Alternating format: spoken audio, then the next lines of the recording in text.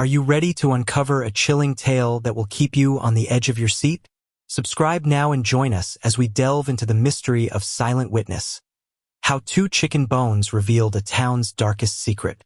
The year was 1982, and the sleepy town of Oakhaven was a picture of idyllic Americana. Nestled in a valley surrounded by rolling hills and dense forests, it was the kind of place where everyone knew everyone, and the biggest news was usually the annual apple pie contest. But all that changed on a sweltering July afternoon, when young Timmy Jenkins, while digging for buried treasure in his backyard, unearthed something far more sinister than pirate gold. Timmy, a curious and imaginative 10-year-old, had spent countless summer hours in the overgrown patch behind his house, convinced that ancient civilizations or forgotten outlaws had left their mark beneath the soil. Armed with a rusty trowel and an endless supply of youthful optimism, he chipped away at the stubborn earth, his imagination painting vivid pictures of what he might find. This particular afternoon, the sun beat down relentlessly, making the air thick and heavy, but Timmy's determination remained unshaken.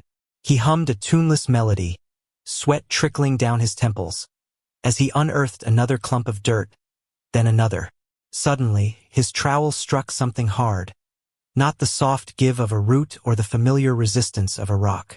It was a sharp, metallic sound, followed by a dull thud. Timmy's heart quickened. Could it be? He dug with renewed vigor, carefully clearing away the soil. What emerged was not a chest, nor a single coin, but a small, tarnished metal box, no bigger than a shoebox, encrusted with decades of earth. Excitement bubbled within him. He carefully pried open the corroded latch, his fingers trembling slightly. Inside, nestled among layers of ancient, decaying cloth, were two small, brittle bones, unmistakably avian. Chicken bones, he thought, a little disappointed but still intrigued. They were old, very old, and curiously smooth, almost polished.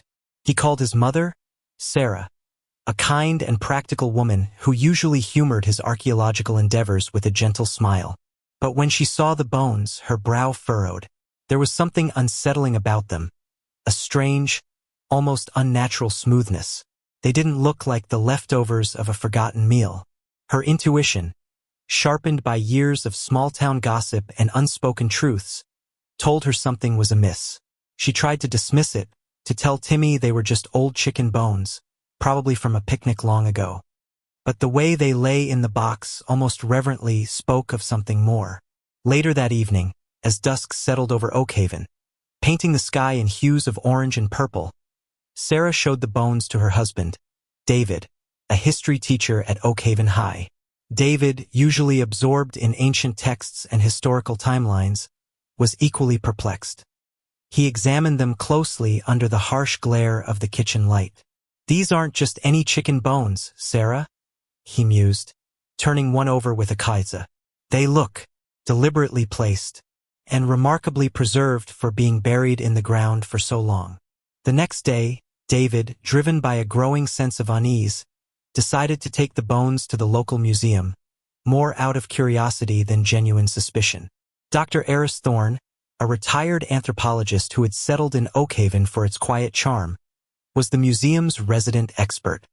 Thorne, a man with a wild mane of white hair and spectacles perched on his nose, was known for his eccentricities and his uncanny ability to decipher the stories held within forgotten artifacts.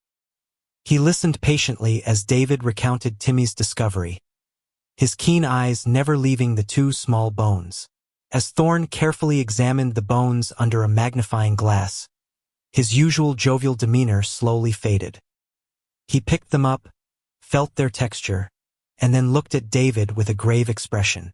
"These, my dear David," he began, his voice surprisingly soft, "are not ordinary chicken bones."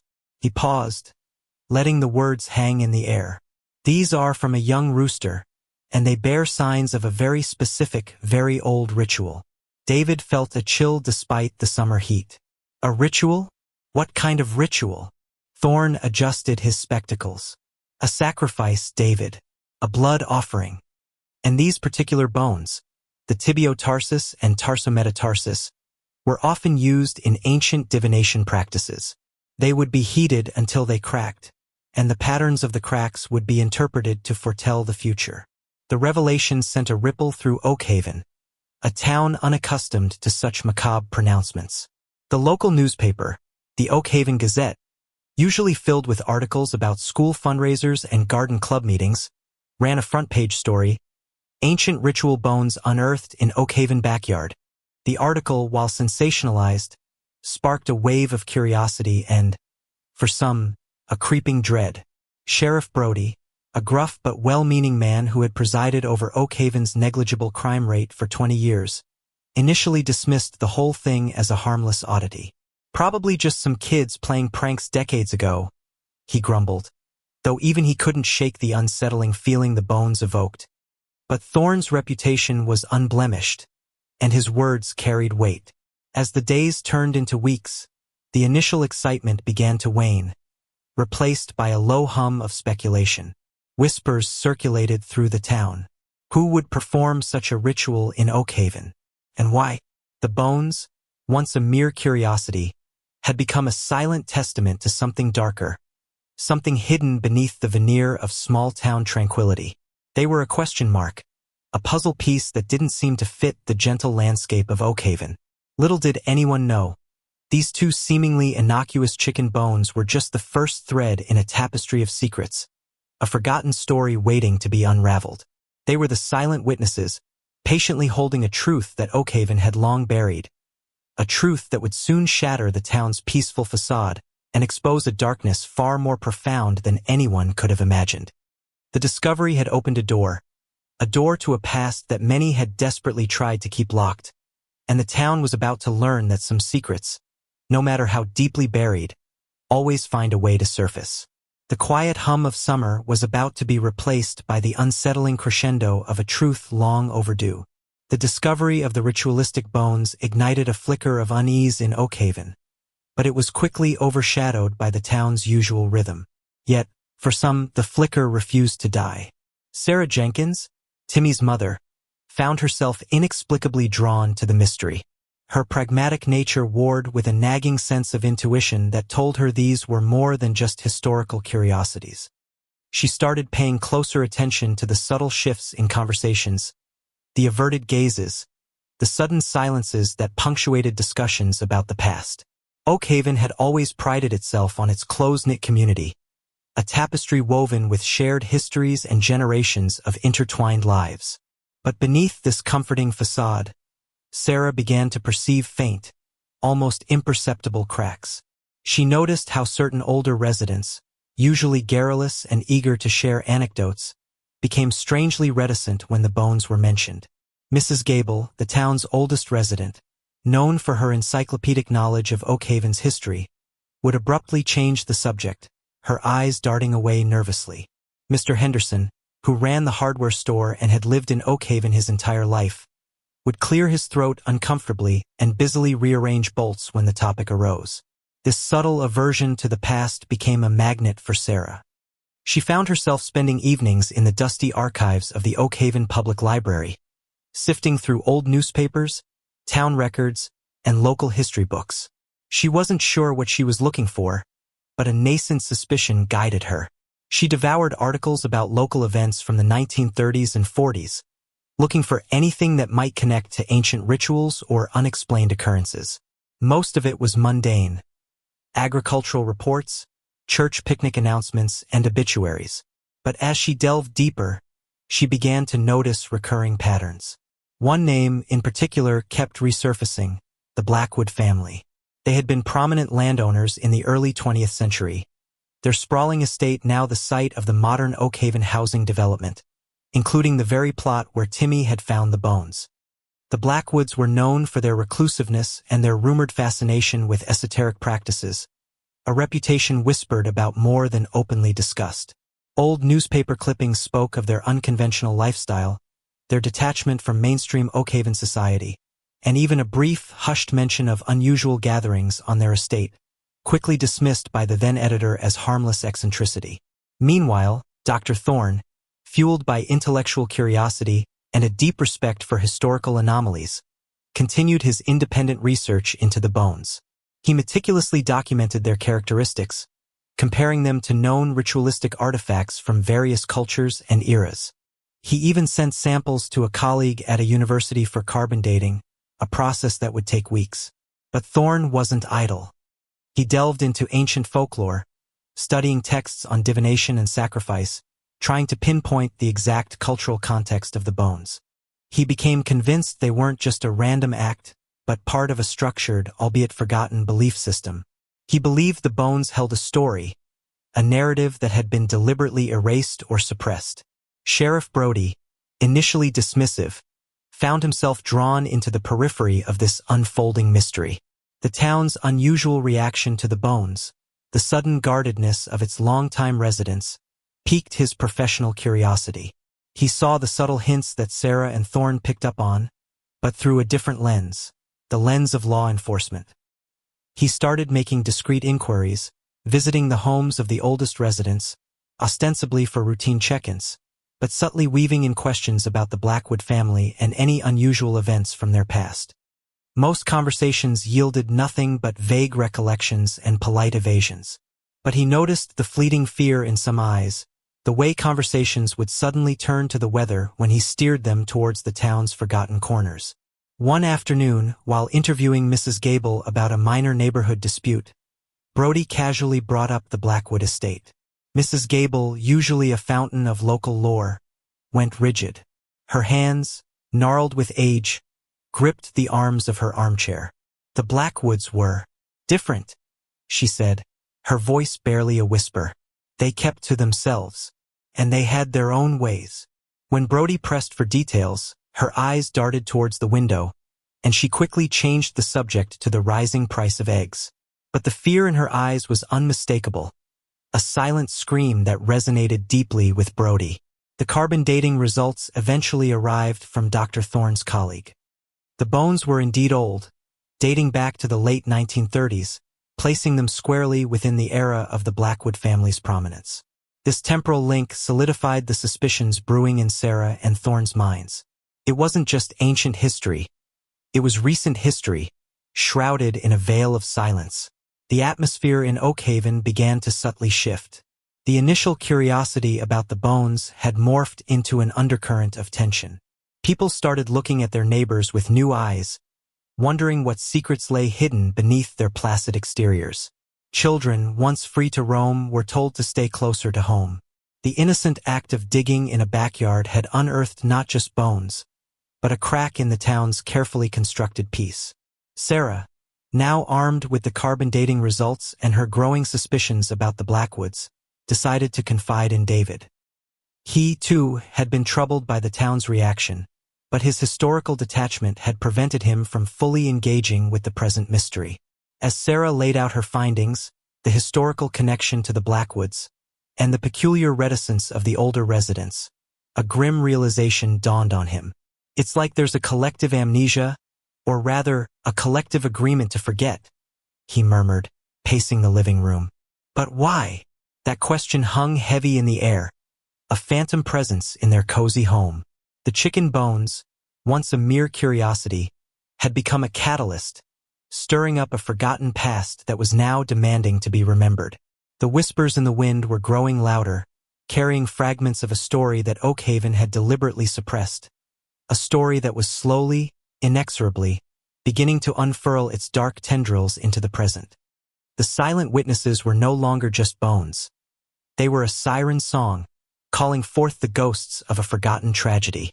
The quiet hum of summer was now pierced by the unsettling whispers of a truth long overdue, and Oakhaven was about to learn that some secrets, no matter how deeply buried, always find a way to surface. The town was unknowingly standing at the precipice of a revelation that would shatter its idyllic image forever. With the carbon dating results confirming the bones' origin in the late 1930s, and the undeniable link to the Blackwood family, the investigation in Oakhaven took on a new, more focused urgency.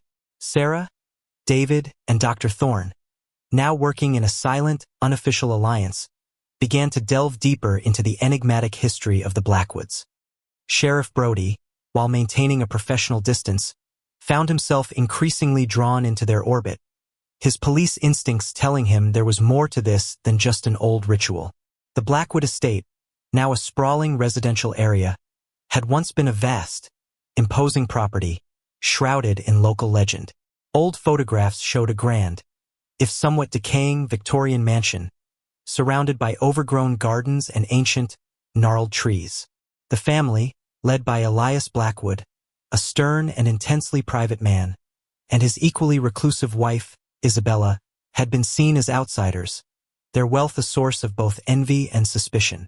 Whispers of strange practices and late-night gatherings at their estate had persisted for decades, dismissed as mere gossip until the discovery of the bones.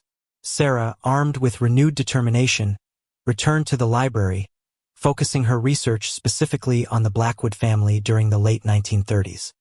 She scoured old property records, tax documents, and social columns, searching for any anomaly, any missing piece of the puzzle. What she found was a peculiar gap in the town's historical narrative. While most prominent families in Oakhaven were well documented, the Blackwoods seemed to have vanished from the records around 1940, not with a public sale or a move, but with a sudden, unexplained absence. Their estate was eventually acquired by the town through an obscure legal process, later to be developed. It was as if they had simply ceased to exist. Dr. Thorne, meanwhile, delved into the anthropological context of the chicken bones, specifically focusing on the ritual of divination through bone cracking, known as scapulomancy or osteomancy. He found that in some cultures, such rituals were not just about foretelling the future, but were also used in cases of significant loss or disappearance, as a means to seek answers from the spiritual realm. This discovery sent a chill down his spine. Could the bones be linked to a missing person? Sheriff Brody, for his part, began re-interviewing the older residents, this time with a more direct approach, armed with the carbon dating results and the growing body of circumstantial evidence. He visited Mrs. Gable again, her fear from their previous conversation still fresh in his mind. This time, he didn't just ask about the Blackwoods. He asked about the time around 1939 to 1940, and if she remembered anything unusual. Mrs. Gable, her eyes downcast, finally broke. Her voice was thin and reedy, a whisper from the past. "There was a girl," she began, her gaze fixed on a distant point only she could see. "A young woman, Alara. She worked for the Blackwoods. Not from Oakhaven, a migrant worker, barely 18. She was different, bright, lively. And then, she was gone." Brody pressed gently. "Gone? What happened to her?" Mrs. Gable wrung her hands. "No one knew. The Blackwoods said she left in the middle of the night. But it was so sudden. No one believed it. But no one dared to question the Blackwoods. They had influence." Her voice trailed off, a familiar fear returning to her eyes. There were rumors, terrible rumors, of experiments, of things they did up at the estate.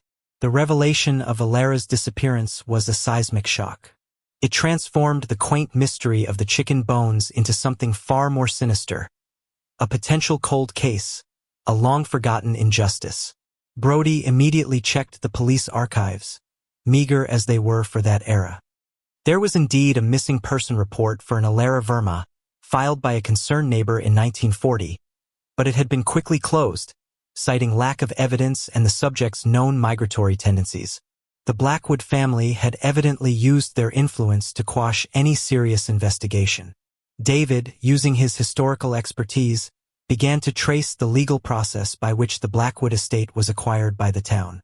He discovered a series of convoluted transactions and ambiguous paperwork, suggesting a deliberate attempt to obscure the facts. The sudden and unexplained departure of the Blackwoods, coupled with the missing person report, painted a grim picture. It wasn't just a ritual, it was a cover-up.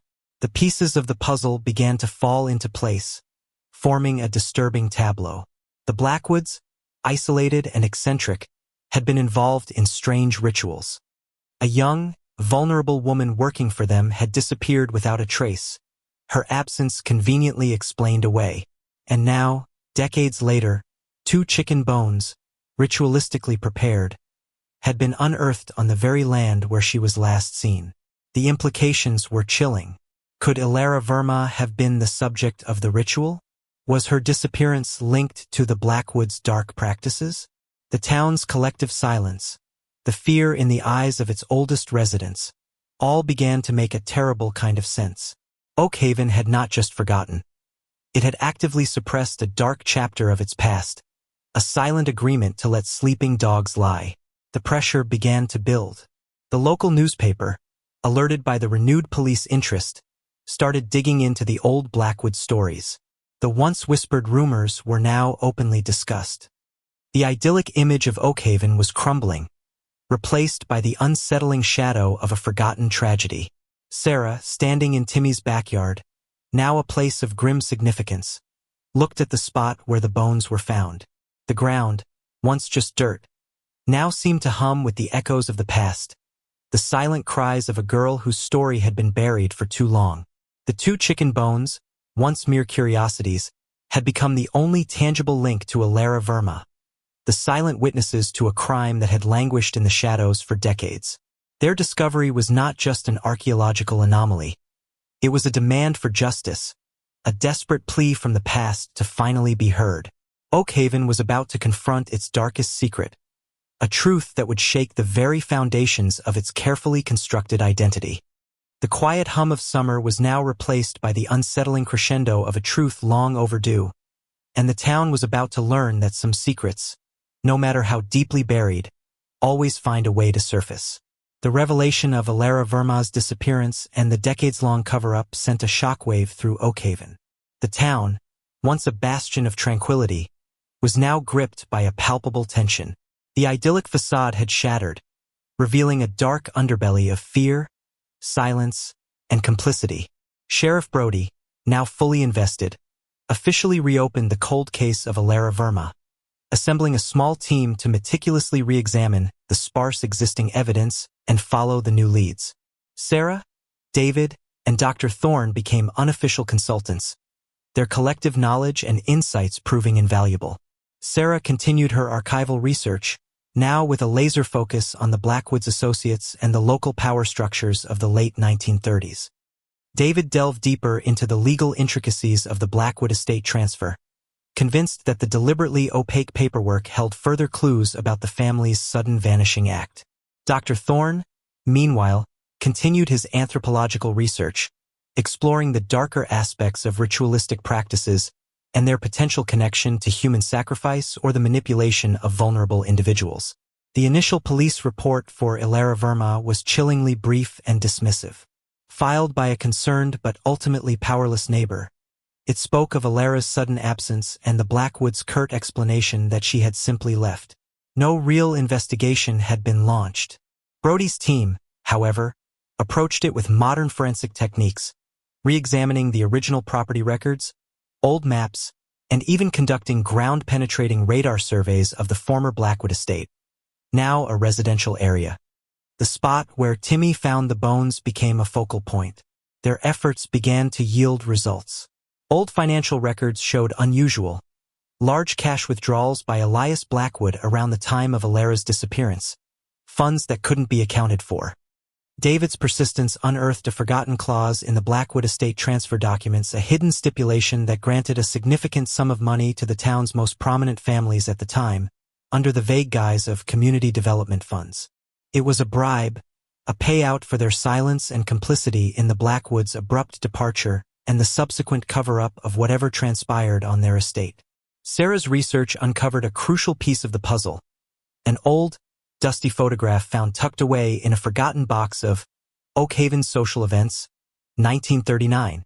It showed a group of town dignitaries, including the then sheriff and several prominent businessmen, at what appeared to be a lavish garden party at the Blackwood estate. In the background, partially obscured, was a young woman, unmistakably Ilara Verma, serving drinks. Her eyes, even in the faded photograph, held a hint of sadness, a subtle vulnerability. The photograph proved not only that Ilara was present at the estate just before her disappearance, but also that the town's elite had been intimately connected to the Blackwoods, making their subsequent silence even more damning. Dr. Thorne, with a grim expression, finally presented his findings on the ritualistic bones. He had consulted with several international experts on ancient occult practices. The specific preparation of these bones, he explained to Brody, Sarah, and David, suggests a particular form of sympathetic magic, not just divination, but an attempt to bind or control a spirit, to prevent it from returning or revealing a truth. He then revealed a more disturbing aspect. In some dark cults, particularly those associated with malevolent intentions, such rituals could be performed over the remains of a sacrificed victim, with the bones acting as a focal point to suppress the victim's spirit and prevent discovery. The implications were chilling. Alara Verma hadn't just disappeared. She had likely been murdered, and her death covered up with a dark ritual meant to silence her forever. The chicken bones, a proxy for a human soul, were the chilling testament to this heinous act. Brody, now grim-faced and determined, revisited Mrs. Gable, this time showing her the photograph of Alara at the Blackwood party. The sight of the young woman brought tears to Mrs. Gable's eyes. "They were afraid," she sobbed, finally letting go of the burden she had carried for decades. Everyone was afraid of the Blackwoods. They had power, money, and they knew secrets about people. Alara, she was seeing someone important in town. He was married. And Alara, she was pregnant. The words hung in the air, a devastating blow. The missing woman, the ritual bones, the cover-up, it all coalesced into a horrifying narrative of deceit, power, and ultimate betrayal. Alara Verma was not just a missing person. She was a victim of a cruel conspiracy to protect a prominent man's reputation and avoid a scandal. The Blackwoods had likely been complicit, using their dark rituals and influence to ensure her silence and dispose of her body. The sympathetic magic was likely an attempt to ensure her spirit would never bring their actions to light. Brody's team, now with a clear focus, intensified their search for human remains on the former Blackwood estate. Using advanced ground-penetrating radar and forensic archaeology techniques, they meticulously combed the backyard where the bones were found, extending their search to the entire property. The initial dig had been small, focused on Timmy's immediate discovery, but now the entire area was treated as a crime scene. After days of painstaking work, the earth yielded its grim secret. Buried deep beneath what was once the Blackwoods' ornate rose garden, a faint anomaly on the radar led to the discovery of skeletal remains. They were small, indicating a young woman, and tragically, nestled beside them, were the fragile bones of an infant. Alara Verma and her unborn child had been silently interred for over 40 years, their story muted by fear and an unholy pact of silence. The discovery sent shockwaves far beyond Oakhaven, reaching regional and national news. The once idyllic town was now synonymous with a decades-old murder and cover-up. The prominent families who had benefited from the Blackwoods' community development funds were now under intense scrutiny, their carefully constructed reputations crumbling. Some were still alive, now elderly and facing the full weight of their past complicity. Others had passed away, their secrets revealed from beyond the grave. The two chicken bones, small and unassuming, had been the silent witnesses, patiently waiting for their moment to speak. They had been the key that unlocked a buried truth, the catalyst that brought justice to a young woman and her child, finally breaking the long-standing silence of Oakhaven. The town, once so proud of its peaceful image, was now forced to confront the darkest chapter of its history, a testament to the enduring power of truth, no matter how deeply buried. The quiet hum of summer had been replaced by the chilling crescendo of a truth long overdue, and Oakhaven was forever changed, humbled by the silent testament of two small chicken bones.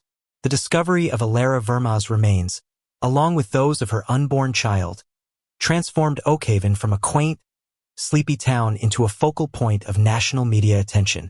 The initial shock gave way to a complex wave of emotions. Grief for Alara, anger at the decades of silence, and a deep sense of betrayal by those who had held positions of power and influence. The two chicken bones, once a mere curiosity, were now revered as symbols of truth and justice, the silent witnesses that had finally cried out from the depths of the earth. Sheriff Brody, with the full support of the state police, spearheaded the investigation into the Blackwood family and their accomplices. While Elias and Isabella Blackwood were long deceased, their legacy of fear and corruption lived on. The discovery of Alara's body confirmed the sinister nature of their rituals and their complicity in her murder. The focus shifted to those still alive who had benefited from the community development funds or had actively suppressed the truth. The prominent families of Oakhaven, whose names had once symbolized respectability, now faced public shame and legal repercussions.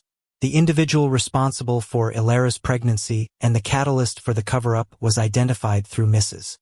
Gable's testimony and corroborating evidence from Old Town records. A highly respected and long-deceased judge, whose carefully curated legacy was now in tatters. His descendants, still living in Oakhaven, were forced to confront the unsavory truth of their ancestors' actions.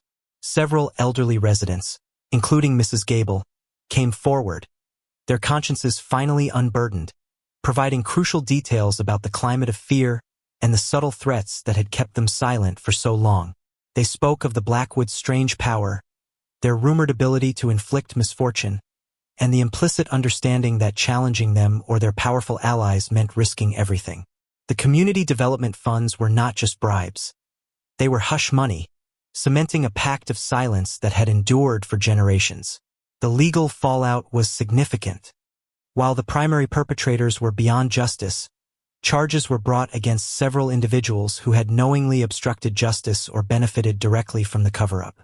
The process was slow and emotionally draining, but it sent a clear message.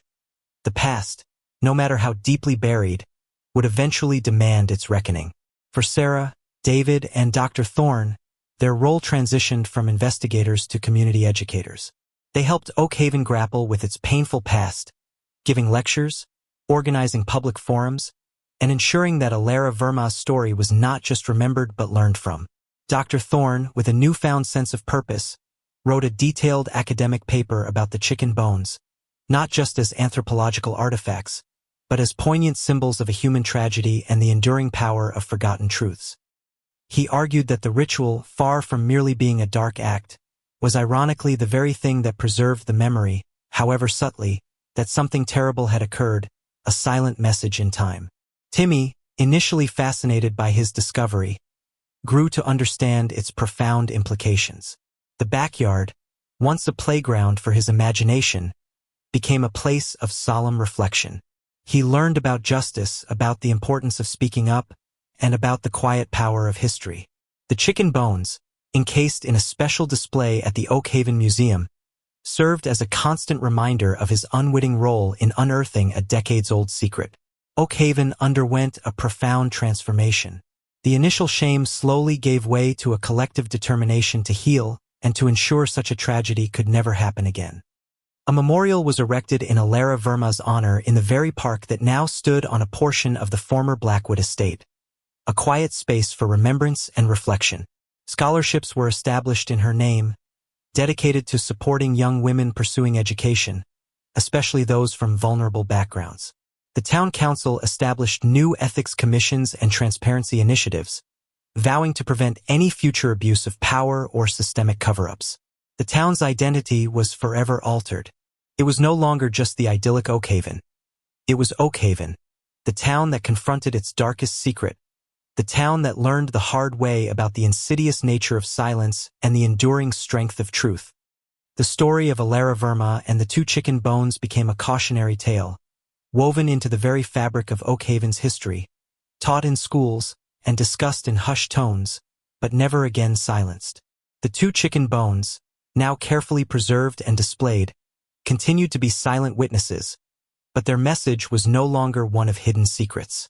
It was a message of hope, of resilience, and of the unwavering belief that truth, no matter how long it takes, will always find its way to the surface. They were a testament to the fact that even the smallest, most unassuming objects can hold the most profound truths, and that the echoes of the past, if listened to carefully, can bring about a powerful reckoning and a path toward healing. The quiet hum of summer had been forever replaced by the resonant echoes of a truth long overdue, and Oakhaven, finally at peace with its past, began to build a future based on honesty and justice.